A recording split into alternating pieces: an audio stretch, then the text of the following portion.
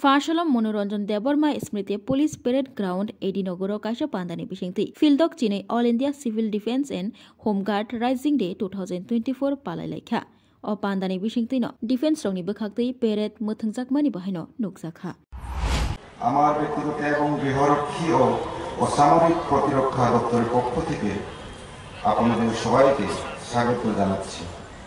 আমি অত্যন্ত আনন্দিত যে আজ আমাদের মধ্যে মাননীয় মন্ত্রী শ্রীমতী শান্তনা চাকমা মহোদয়া উপস্থিত আছেন। সারা দেশের সাথে আজ আমাদের রাজ্যে হোমগার্ড ও সিভিল ডিফেন্সের ৬২তম প্রতিষ্ঠা দিবস পালিত হচ্ছে।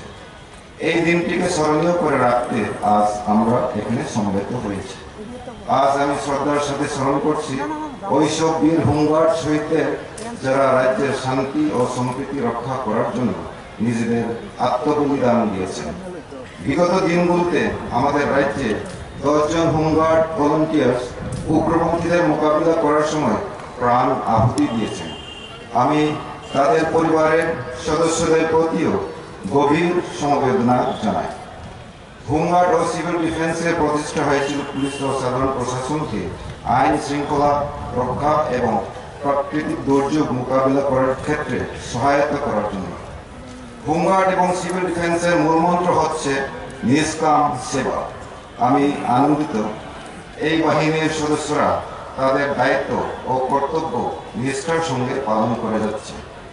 আমাদের রাজ্যে হোমগার্ড সদস্যরা বিভিন্ন থানাতে কাজ করছে, প্রত্যন্ত এলাকাতে ক্যাম্প স্থাপন করে জনগণের নিরাপত্তা প্রদান করছে।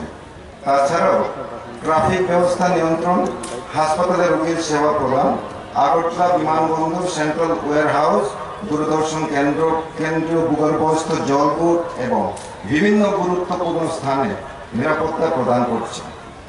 আমার বলতে দ্বিধা নেই যে এই বাহিনীর সদস্যরা উগ্রপন্থীদের মোকাবিলা করার ক্ষেত্রেও গুরুত্বপূর্ণ ভূমিকা পালন করেছে। রাজ্য সরকারের তরফ থেকে হোমগার্ড এবং সিভিল ডিফেন্সের সদস্যদের জন্য বিভিন্ন কল্যাণমূলক প্রকল্প চালু আছে। পুলিশ কনস্টেবল, ফায়ারম্যান, জেল ও ওয়ার্ডেনদের চাকরির ক্ষেত্রে ৩৫% পদ হোমগার্ড ও ২% পদ সিভিল ডিফেন্সের জন্য সংরক্ষিত আছে। বিগত দিনগুলোতে ৮৩০ জন হোমগার্ড ভলান্টিয়ার্স পুলিশ কনস্টেবলে অগ্নি নির্বাপক দপ্তর ও কারা দপ্তরে চাকরি পেয়েছে। কোনো হোমগার্ড কর্মরত অবস্থায় মারা গেলে পরিবারের যোগ্য সদস্যদের সরকারি চাকরি প্রদান করা হয়েছে। ডাইন হারভেস্ট স্কিমে এই পর্যন্ত ২৭২টি পরিবার উপকৃত হয়েছেন এবং ৪৩ জনকে চাকরির পরিবর্তে অর্থনৈতিক সুবিধা দেওয়া হয়েছে। বর্তমানেও হোমগার্ড স্বেচ্ছাসেবকদের এই প্রকল্পের সুবিধাদি প্রদান করা হচ্ছে। ২০১২ সাল থেকে হোমগার্ডদের জন্য একটি নতুন পেনশন স্কিম চালু হয়েছে। এই স্কিমে প্রত্যেক অবসরপ্রাপ্ত হোমগার্ড প্রতি মাসে ৭৫০ টাকা পেনশন পেতেন। গত ১ ডিসেম্বর ২০২২ থেকে মাননীয় ত্রিপুরা সরকার ৭৫০ টাকা থেকে বৃদ্ধি করে ২৫০০ টাকা করে পেনশন দিচ্ছেন। ২০২৪ সালের নভেম্বর মাস থেকে হোমগার্ডের মান্থলি ভাতা বাড়িয়ে প্রতি মাসে ১৯,১৪০ টাকার পরিবর্তে ২০,০৯৭ টাকা করা হয়েছে। এটা অত্যন্ত আনন্দের যে হোমগার্ড এবং সিভিল ডিফেন্স বাহিনীর অনেক সদস্য তাদের কাজে বিশেষ অবদানের স্বীকৃতি স্বরূপ ভারতের মহামান্য রাষ্ট্রপতি পদক পেয়েছেন। বর্তমান বছরেও স্বাধীনতা দিবসে হোমগার্ড শ্রী নবকুমার সরকার রাষ্ট্রপতি পদকে ভূষিত হয়েছেন।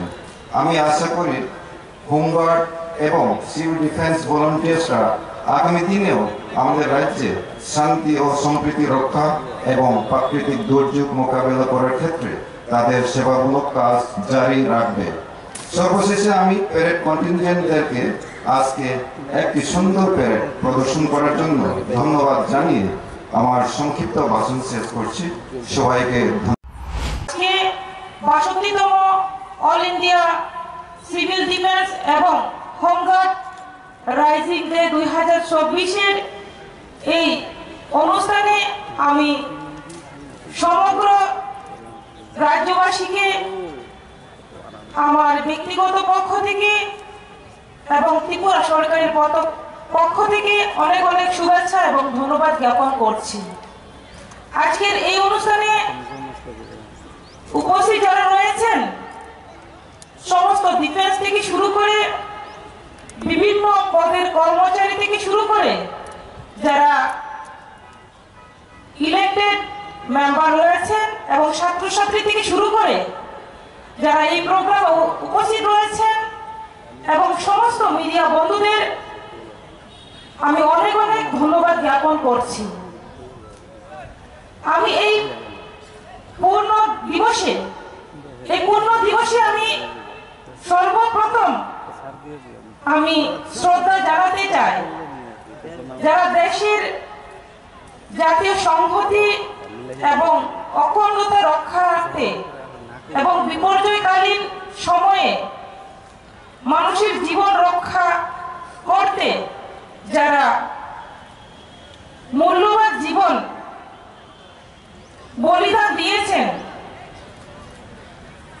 আমি উনাদেরকে সহস্র প্রণাম এবং শ্রদ্ধা জ্ঞাপন করছি। আমরা জানি সমগ্র ভারতবর্ষে এই দিনটি পালিত হয়, তার পাশাপাশি আমরা ত্রিপুরা রাজ্যেও ৬২তম all India civil defence and home guard raising day ২০২৪ আমরা পালন করছি। আমাদের একটাই লক্ষ্য, আমাদের ভারতকে এগিয়ে নিয়ে যাওয়া, আমাদের ত্রিপুরাকে এগিয়ে নিয়ে যাওয়া। তার জন্য একে অপরের সহযোগিতা দরকার।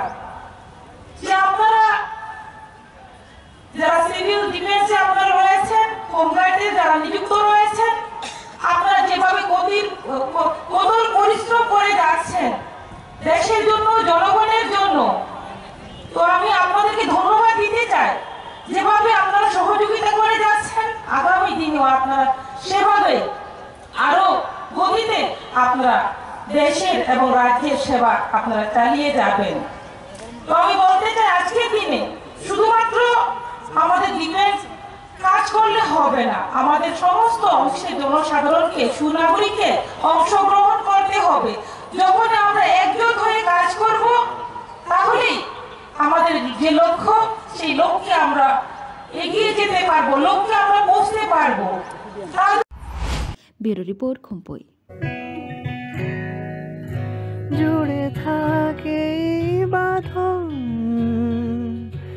আপনার চেয়েও আপন, জুড়ে থাকে বাঁধন আপনার চেয়েও আপন, আপনার চেয়েও আপন।